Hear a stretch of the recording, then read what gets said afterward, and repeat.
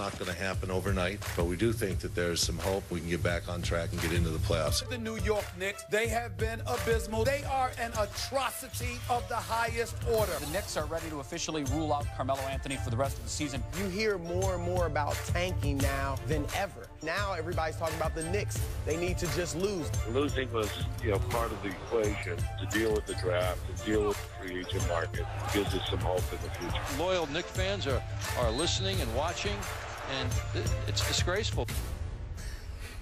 Joining us now is an award-winning actor, director, writer, and producer, Spike Lee. Spike is the Grand Marshal of the New York City Marathon. That takes place this Sunday, coverage on ESPN2. Thank you so much for being here with us. Welcome back. What's up? We're going to get to the marathon in a minute. But first, we need to talk some hopes. Yeah. And I so appreciate how loyal you are to your Knicks. ESPN is giving them a 1% chance of making the playoffs. Let's just get right into it. 1%? Yeah. Are they playoff bound? Are they going to defy these odds? We got to win more than 17 games, though, right, Stephen A?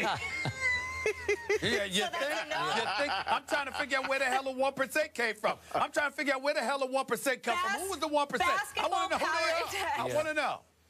Well, don't get me started. Carmelo's healthy. The season hasn't even started yet. Tranquilo. Look, I'm trying. I'm trying to be positive. Mm-hmm. It's funny. I read the New York Times this morning driving here, and it said that New York Knicks are undefeated. Yep, they haven't played a game yet. But I'll be at the Garden, my seats courtside tomorrow night. I know they open in Milwaukee. Milwaukee is a great young team. Jason Kidd, I think, is underrated. He is. As a coach. And I'm hoping, praying for the best. Orange and blue. So that's a no. They're not playoff. What was the question? So that's a no. You dodged it nicely, though. I just want to see a competitive team. Okay. I really, last year, it was the worst season in the history of the franchise. And they're one of the core, cornerstone of the NBA. Yeah. Skip Bayless, Spike, you and I, we could talk about this on national TV.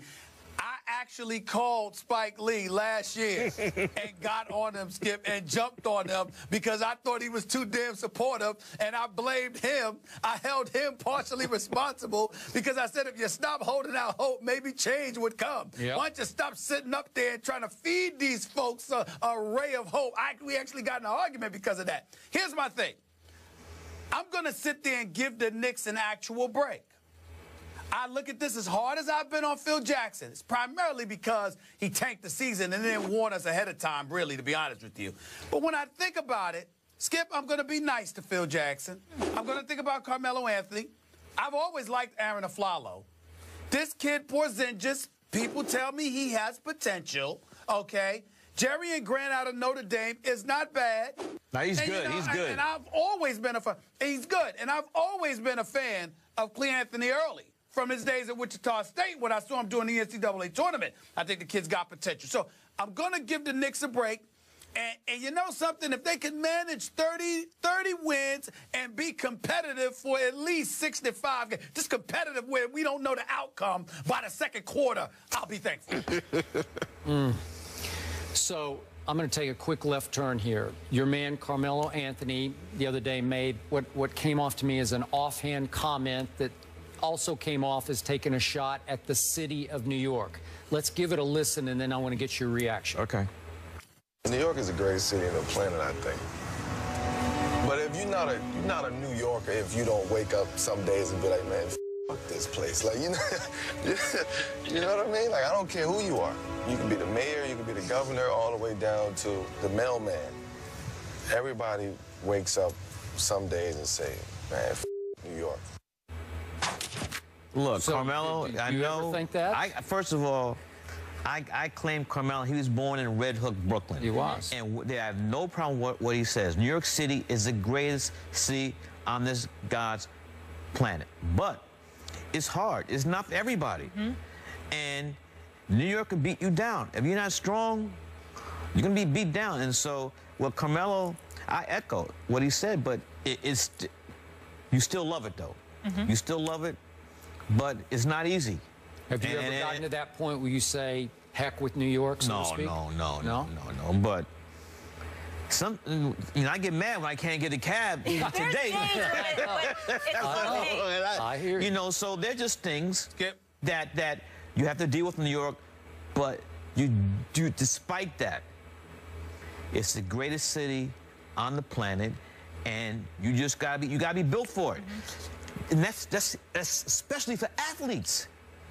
All athletes can't play in New York. Well, They rather play in a market where they have one newspaper, and you know, if you mess up here in New York, it's horrible. But if you win, it's the greatest place ever. Make it in New York, make it anywhere, right?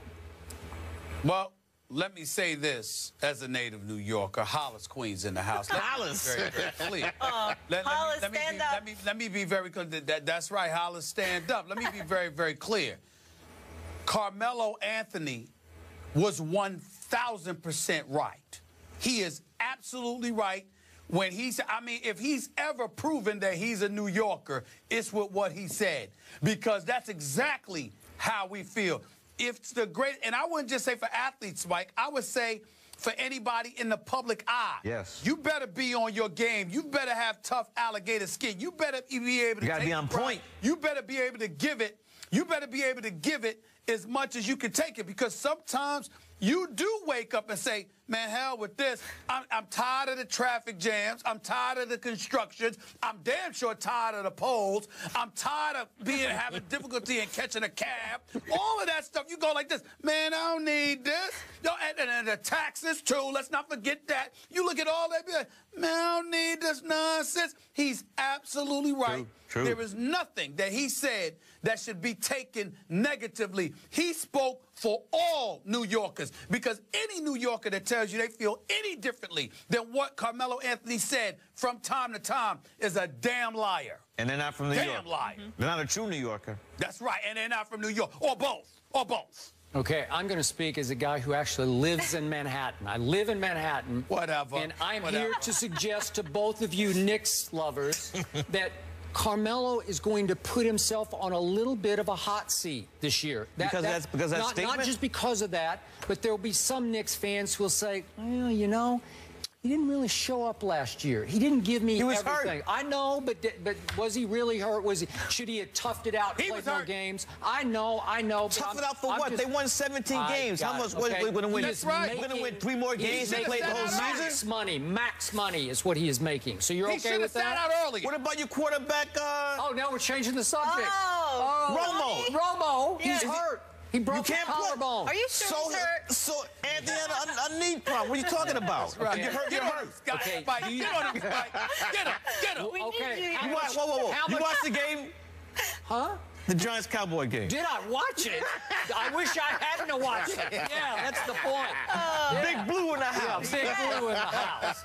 All right, speaking of New York loyalty now, I heard a little exchange before the show, before this segment started. You guys are both supposed to be Yankee fans. I'm not sure about this guy, but he says he's a Yankee fan. Oh, but now he's supporting the Mets. Is that okay with you? Yes. There's no law written that says you cannot support one team. Let's talk specifically New York. You can be a Yankee fan and be happy that the Mets are in the World Series. Are you happy? Yes. I want the Mets to win. Why? Who's in Kansas City? The Royals. So you'd support the Nets after your Knicks?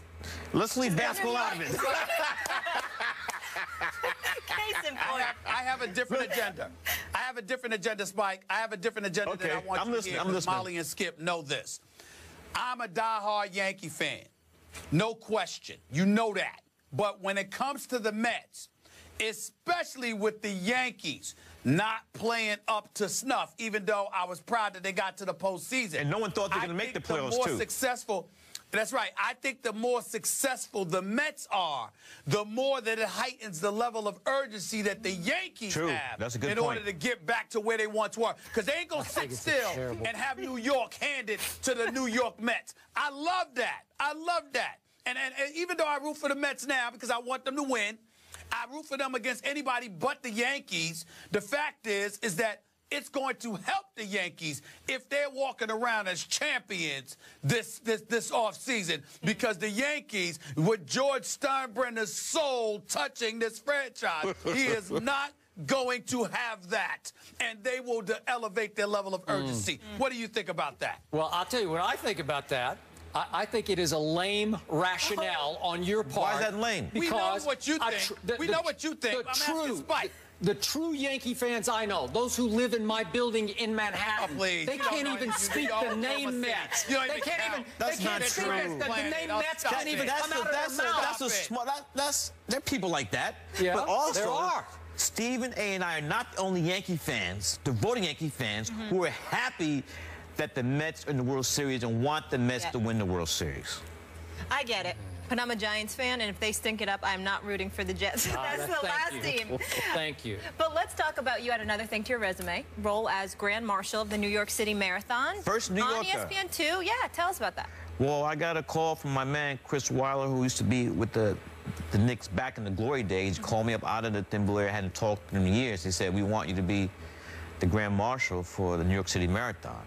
I said, what? You have Grand Marshal? I said, no, we've only had, you will be the third and the first New Yorker. So I said, great. The marathon is one of the great sport, New York City Marathon is one of the great sport events in the world. And the route goes through my neighborhood in Fort Greene, Brooklyn, so I saw it from a little kid growing up. And I was just honored that I got the chance. And so going to all 5 boroughs, 50,000 runners. That's awesome. And it's going to be a beautiful day. I'm going to take pictures. My wife, Tanya, is going to be in the car. We're going to be in a convertible, Pontiac convertible, that will lead 50,000 runners through the 5 boroughs and end up in Central Park. So it's going to be a great day. One of the coolest things you've ever done, right? It will be. Be up there. It will be. Sunday on ESPN2, we get to check it out. Thanks so much for being here. It was so nice to meet you. Thank you. All right. Good job. Good seeing you, bro. See you soon. Bundle up on Sunday. It's cold. It's a little cold. Yeah, it's going to be a little Hope cold. it doesn't rain. All right.